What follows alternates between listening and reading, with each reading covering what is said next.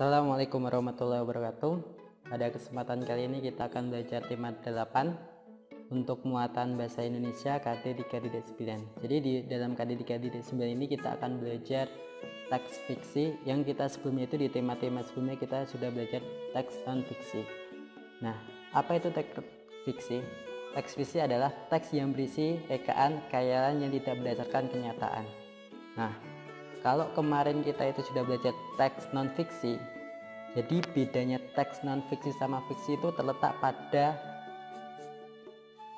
nyata atau tidaknya. Jadi kalau teks non fiksi itu nyata atau berdasarkan data real yang ada di lapangan, kalau fiksi itu adalah berdasarkan khayalan atau imajiner.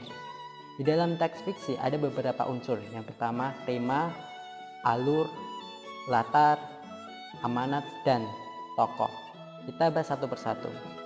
Tema, seperti bacaan, cerita, novel biasanya memiliki tema, baik temanya pendidikan, keagamaan, sosial budaya maupun hiburan. Nah, di sini apa itu tema? Tema itu adalah dasar cerita atau sesuatu yang menjadi pokok terbentuknya suatu cerita. Kemudian yang kedua alur, rangkaian cerita atau kejadian yang terdapat dalam suatu cerita atau urutannya. Nah, alur itu memiliki 3 jenis. Yang pertama alur maju atau progresif, jadi alur yang klimaksnya itu berada di akhir cerita, jadi urut dari awal sampai akhir itu urut. Kemudian yang kedua alur mundur atau regresi, jadi ini dibalik, disampaikan dulu di akhir, kemudian pendengar atau pembaca itu dibawa flashback ke belakang atau membayangkan masa lalu, itu alur mundur. Kemudian alur campuran, maju dan mundur, itu adalah gabungan alur maju sama mundur. Kemudian selanjutnya yang ketiga adalah latar. Apa itu latar? Latar adalah keterangan yang menjelaskan keadaan suatu cerita. Nah, latar ini ada 3, ada latar tempat, dari tempat terjadinya cerita, bisa di gunung, lapangan, sawah, ataupun di rumah. Kemudian latar waktu, siang, malam, sore, ataupun pagi. Latar suasana, sedih, bahagia, senang, gembira, itu yang masuk ke dalam unsur latar. Kemudian yang keempat amanat, biasanya penulis akan memberikan amanat atau pesan kebaikan yang akan dibawa di dalam cerita. Nah, itu masuknya ke dalam amanat. Yang kelima adalah tokoh. Tokoh itu adalah orang-orang yang ada di dalam cerita. Nah, orang-orang itu terbagi menjadi beberapa jenis. Yang pertama protagonis, yaitu tokoh utamanya. Biasanya tokoh utama di sini tokoh yang baik. Kemudian selanjutnya adalah antagonis. Antagonis itu biasanya lawannya atau biasanya tokoh jahat. Kemudian tritagonis, tokoh yang sebagai penengah, tidak memihak protagonis maupun antagonis. Kemudian tokoh yang hanya sebagai penghias atau dikatakan sebagai tokoh figuran. Ini biasanya tokoh pembantu peran utama.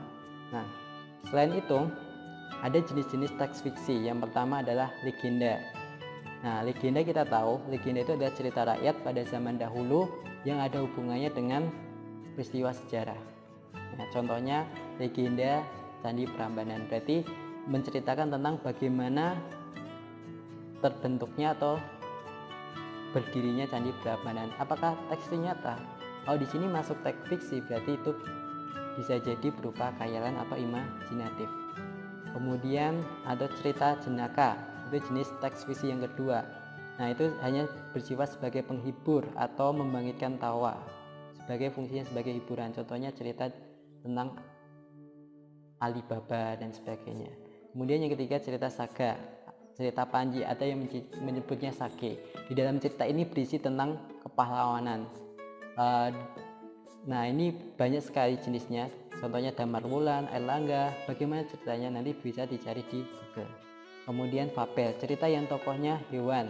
Nah, ini banyak sekali.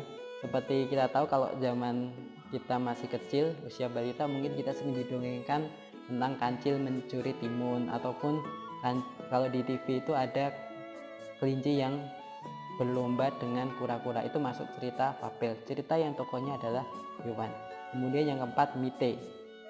Mite itu adalah dongeng yang menceritakan dewa dan makhluk halus. Jadi di dalam ceritanya itu ada hubungannya sama dewa atau tokohnya dewa ataupun makhluk halus, contohnya Nyi Roro Kidul, kemudian banyak sekali yang ada di sekitar kita, itu masuknya ke dalam mite atau mitos. Nah, mungkin itu materi K3 3.9 tentang bahasa Indonesia. Nah, nanti silakan pelajari lebih lanjut, bisa di buku tematik tema 8 ataupun di referensi lainnya. Terima kasih. Assalamualaikum warahmatullahi wabarakatuh.